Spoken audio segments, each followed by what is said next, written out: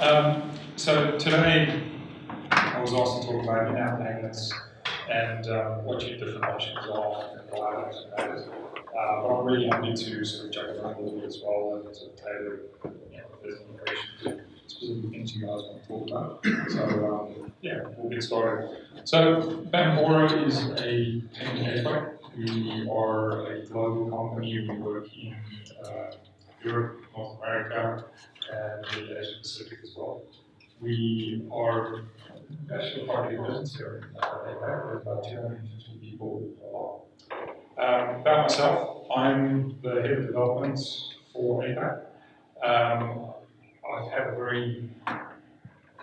an interesting start in terms of development. So I've got a development background. The very first place that I worked at, I was a client onboarding specialist. Basically, what I had to do was hack computers, applications, databases, things like that to get the data out so that we could put them into our systems. That was back in South Africa. So I don't know how ethical or legal it was, but at the end of the day, it was the customer's data, they wanted it, and the people whose software was in demanded it. So we got that. I started dabbling in mobile apps back in 2013, just to play around with them, see what they want. I've put quite a few apps on the App Store as well, so I've got a little bit of experience around in-app payments, how that works from a user's perspective, a developer's perspective, as well as then obviously going into some of the other areas. At Bambora, what we decided to do is we create a SDK for our mobile payments. It basically is just the front end on APIs in the background, which we use as well. So, what are the different options? We've got the obvious ones that you guys have probably already used, which is the different app stores. So the iOS and Android versions. Then there's also integrated with the payment gateway, which is what we are. And I guess I just wanted to sort of go through two and let you know what they are, how they work, and what you can do with them. So with the app stores, they're really easy to use.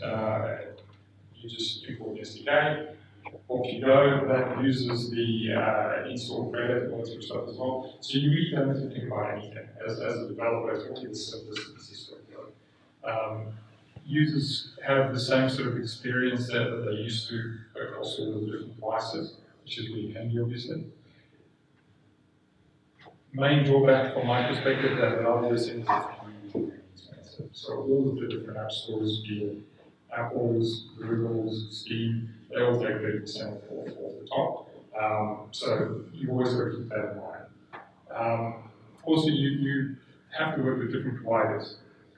That might not be an issue. The bigger you get, it starts becoming quite challenging, honestly. In terms of the payment gateway, there's a few things there.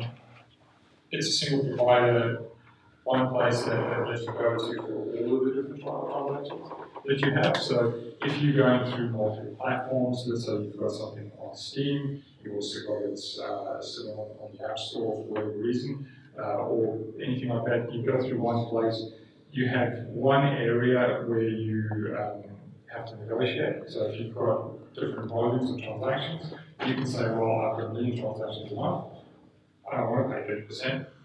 Most of the options that you look at, they have pretty standard things. There'll be an onboarding fee, there'll possibly be a monthly maintenance fee that you have to pay, which varies anywhere from $30 to a few $100, depending on who you go with. In terms of the transactions themselves, it's normally anywhere from 1 to 3%, maybe a 30 cents sort of transaction fee on top of that as well. So in terms of the 30% or 1%, it's depends what you're actually doing with it as well.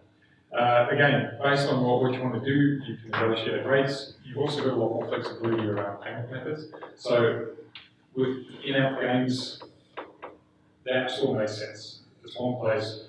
People have their store credit, they've got their cards linked, it goes off you go. For anything else though, you can give them flexibility. E-commerce type sites, you can have PayPal, you can have a lot of different alternative payment methods, so things like WeChat Pay, Alipay, you can integrate all that straight in without actually having to worry if you go through a gateway. It's a lot simpler. You don't have to worry about doing 6 different integrations. You can have one provider that you work with, and you can have everything working straight from there, which is quite handy. Obviously, you can't use your App Store credit, and the integration might take longer depending on what you use. Okay. If you work with the App Stores, you just load up this store kit or anything like that, and then off you go. Whereas with this, you'll have to get to know an API or a SDK that might be different to what you're used to. Most developers don't seem to have a problem with that though, so it's not too bad. In the end of the day, when you guys start up your new game or whatever it is that you're working on, you're not really thinking about how to get money necessarily. Most developers don't wake up in the middle of the night going, awesome, I just found a new way to get payments a lot easier. That's the last thing you want. So the key thing is you want to find someone who's done all that for you. You focus on what you're good at, let them focus on the payment side. So you want something that's quick, flexible, secure. Security is actually one of the top things that most people don't realize.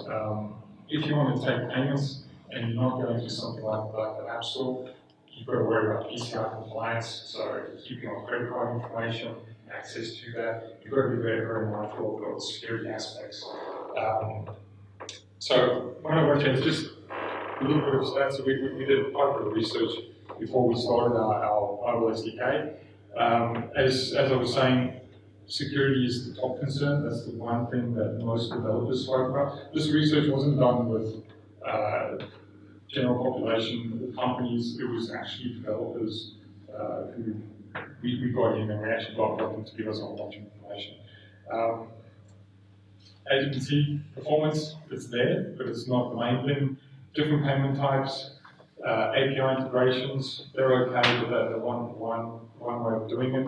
But again, like I said, security was the main thing. What you also get with working through a payment gateway is you, depending on what they've actually integrated with, you'll get access to a whole bunch of different wallets.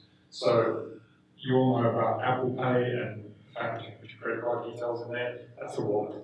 There's a lot of different ones that are out there as well, though. So PayPal is one of them. MasterCard has got their version called MasterPass. There's Visa Checkout. So there's all of these different integrations that you could give them options to if you've gone through a payment gateway. Most payment gateways have integrated with all of those different options in mind, as well as what we all call alternate payment methods, but it's really a lot of the Asian payment methods, which is Fischer, Alipay, things like that. So you get access to all of that as well. So really what it is you want to do is when you're thinking about coming up with your payment strategy is how are you going to actually get your income? You've got a great idea, you've got a great app, you've got a great game, whatever it might be, but if you don't actually get any revenue out of it, you're not really going to get around for very long.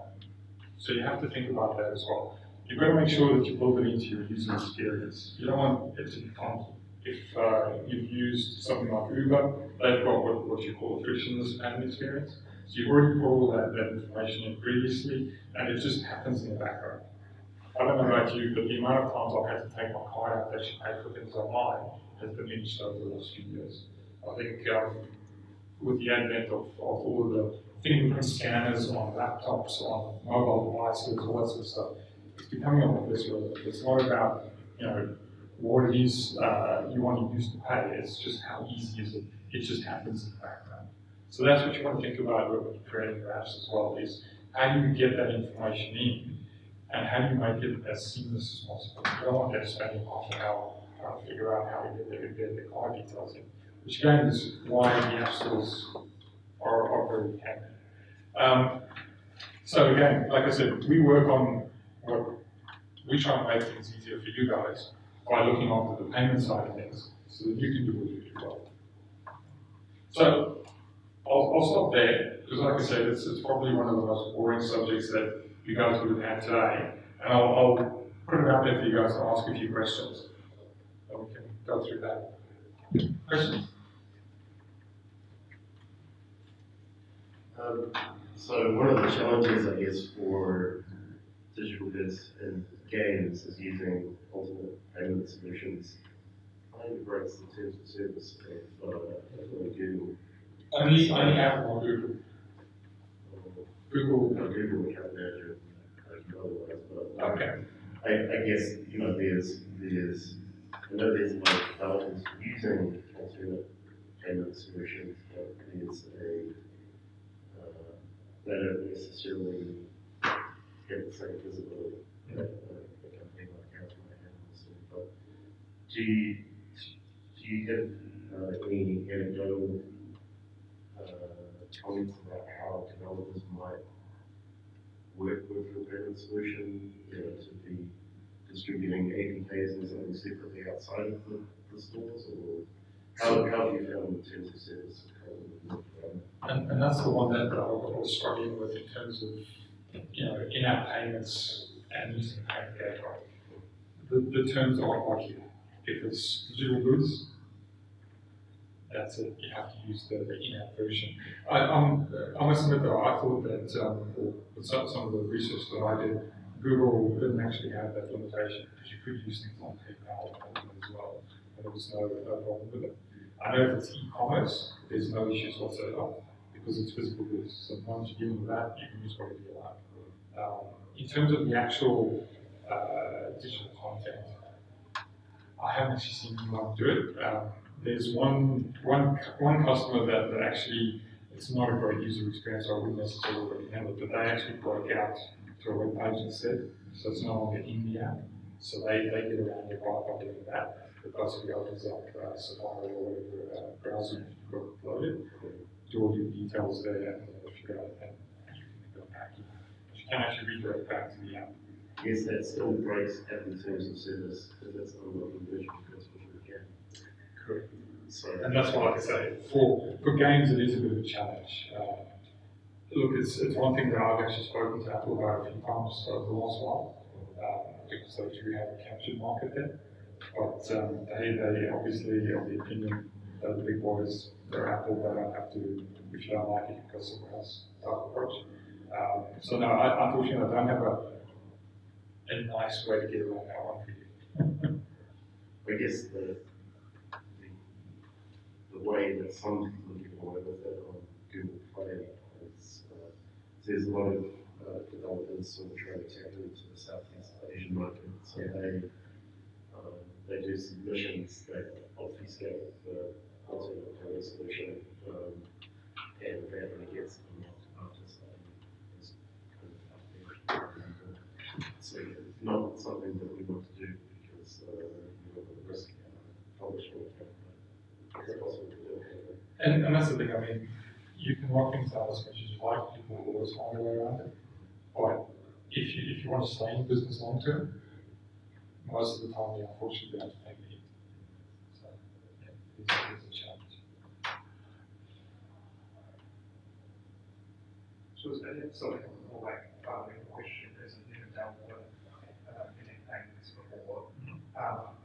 So say that the independent is $1, and if you're using store, you can make 30% off the top. Is that 70 cents that go straight to you, or is there taxes and stuff applied to that sort of thing? So it depends on the country you're in, because each country has their taxation systems as well. So if it's under a certain value, and I'm not a tax accountant or by any means, but if it's under a certain value, you normally don't get taxed. You get reports on what the GST component is and VAT depending on the different countries, all that sort of stuff. So that you normally have to take with to your accountant and say, well, that's the income I've made, these are all the different statements that I've got in the back, and they help you work out the difference. So it's counted on the total like income via in-app purchases, yes. And then via yeah. So think of that as you getting a salary, the taxman takes his cut. What does the user experience look like when purchasing something using Soundboard? So for us, what we've done is we created a payment SDK, which is all in the back end. There's two different options in terms of actually showing credit card information. So you either get a sort of a view controller that gets displayed with all the card details. You can also, there's a couple of options around scanning cards and things like that. So you put your information in once, that then gets tokenized. So basically what that means is it goes off to this client-side encryption, that goes off to a back-end server that then tokenizes the card details, and you get a token that you then use moving forward. So a customer will always see, once they've registered a card basically, is you see the first few numbers and the last few numbers, because again, because of PCI compliance, you're not allowed to store the card details, it all has to be encrypted. So they get to see that when they register a card. In terms of making a payment, you just show the value that you want. That then sends a request off to the back end. They then get back a response whether it was successful or not. So it looks very similar to a standard purchase that you do in app. We've even got fingerprint scanning and things like that as well, so you can tap into all of that. We have 4 more minutes. Do you have recurring charge, or you have to be on subscription on top? So for us, we've got a monthly maintenance fee, which is $30, and then you get the standard, so I think it's 2.5% that they charge per transaction. Depending on the provider you go with, though, some of them have a setup fee, some of them will have a monthly fee, some of them will just have a transaction fee. It all just depends on who you go with. But the nice thing about going with the payment gateway is you can only negotiate as well. So if you've got a lot of volumes, the payment gateways will normally be very keen to get you on board. So, if we were to go with a gateway like yourself, what kind of platforms do you cover? You said about Google and Apple, different issues with other. Those are the two main ones that I'm aware of that lock it down to that degree. Again, like I said, I thought Google was less lax, but information I've got on is probably from a couple of years back. So I guess the main difference is Apple actually has somebody look at every update and every submission. Correct. Google kind of lets you do whatever you want for a while and won't pay attention until you reach a certain level. Oh, that's right.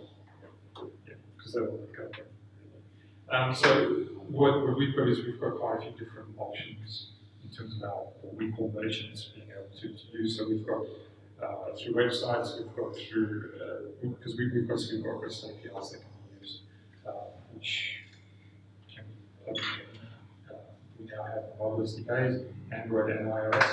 Again, it's probably more relevant for e-commerce, so physical goods, paying for petrol at the pump, those sorts of things, where they just integrate the SDK in, but then plug it in and whichever part they like, pass through values.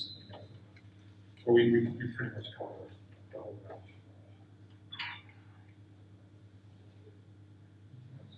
So from your, just one question, from your page, it seems like you support major credit cards, you support PayPal, direct debit, and that sort. And Alipay, did you say? That's one that we're actually looking at the moment, Alipay and WeChat Pay.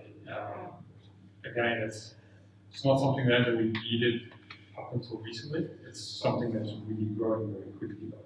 Especially in the telecommunications area. Everyone wants to cut off the tourists coming in and wanting to do prepaid bills. So